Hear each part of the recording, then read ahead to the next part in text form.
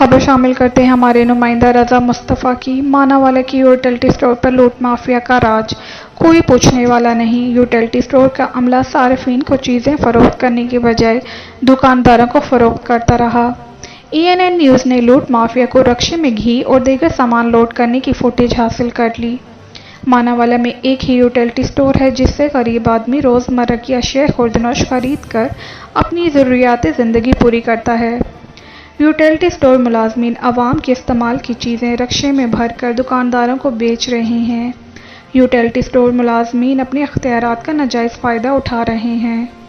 Footage में देखा जा सकता है कि यूटिलिटी स्टोर मुलाजमीन खुद लोडर रक्शे पर सामान लोड कर रहे हैं।